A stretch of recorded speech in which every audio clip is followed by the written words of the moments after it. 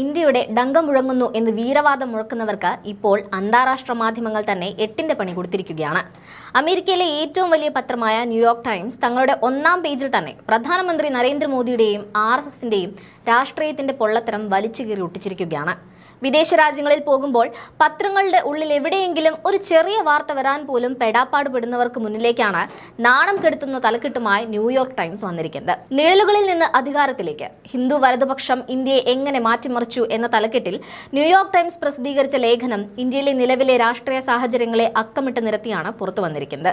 RSS എന്ന സംഘടന കേവലം ഒരു സാംസ്കാരിക സംഘടനയല്ലെന്നും ഇന്ത്യയിലെ ഓരോ ഭരണഘടനാ സ്ഥാപനങ്ങളിലും അവർ എത്രത്തോളം ആഴത്തിൽ പിടിമുറുക്കി കഴിഞ്ഞുവെന്നും ലേഖനം വ്യക്തമാക്കുന്നു. പ്രധാനമന്ത്രി നരേന്ദ്രമോദിയുടെ ഭരണത്തിന് കീഴിൽ ഇന്ത്യയുടെ മതേതര പ്രതിച്ഛായയ്ക്ക് കനത്ത ആഘാതമേറ്റതായും രാജ്യം മതപരമായ അടിസ്ഥാനത്തിൽ വിഭജിക്കപ്പെട്ടതായും പത്രം ലോകത്തിന് മുന്നിൽ പച്ചയായി ലേഖനത്തിലൂടെ വിളിച്ചു പറയുന്നുണ്ട്. വിദ്യാഭ്യാസ സ്ഥാപനങ്ങൾ മുതൽ കോടതികൾ വരെയും പോലീസ് മുതൽ മാധ്യമങ്ങൾ വരെയും RSS എന്ന സംഘടനയുടെ പ്രത്യയശാസ്ത്രത്തിന് കീഴിലായി കഴിഞ്ഞുവെന്ന് ലേഖനം വിശദീകരിക്കുന്നുണ്ട്.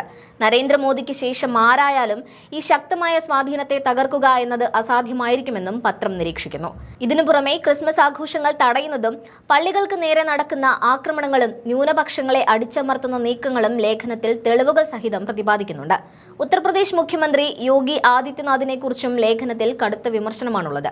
ഹൈന്ദവ തീർത്ഥാടകർക്ക് ഹെലികോപ്റ്ററിൽ പുഷ്പവൃഷ്ടി നടത്തുകയും മുസ്ലിം വിഭാഗത്തിന്റെ പ്രാർത്ഥനകൾക്ക് കടുത്ത നിയന്ത്രണങ്ങൾ ഏർപ്പെടുത്തുകയും ചെയ്യുന്ന സർക്കാരിന്റെ ഇരട്ടത്താപ്പാണ് ലേഖനം ചർച്ച ചെയ്യുന്നത്.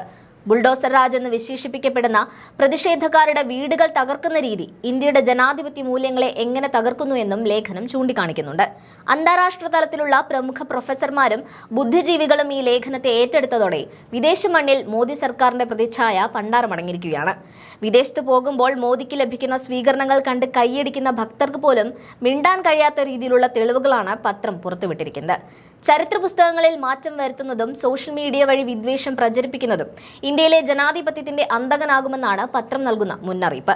ഇന്ത്യൻ നീതിന്യായ വ്യവസ്ഥയിൽ പോലും രാഷ്ട്രീയ ഇടപെടലുകൾ ഉണ്ടാകുന്നു എന്ന ആരോപണം അതീവ ഗൗരവകരമാണ്.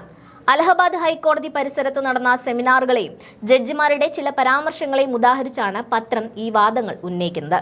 ചുരുക്കത്തിൽ വിദേശത്ത് ഇന്ത്യയുടെ പെരുമുയർത്തുന്നു എന്ന് അവകാശപ്പെടുന്നവർക്ക് കിട്ടിയ വലിയൊരു പ്രഹരമാണ് ന്യൂയോർക്ക് ടൈംസിന്റെ ഈ റിപ്പോർട്ട്. ലോകത്തിന് മുന്നിൽ ഇന്ത്യയെ നാണം കെടുത്തുന്ന രീതിയിലേക്ക് ഇവിടുത്തെ രാഷ്ട്രീയം മാറുന്നു എന്ന തിരിച്ചറിവാണ് ഈ വാർത്ത നൽകുന്നത്.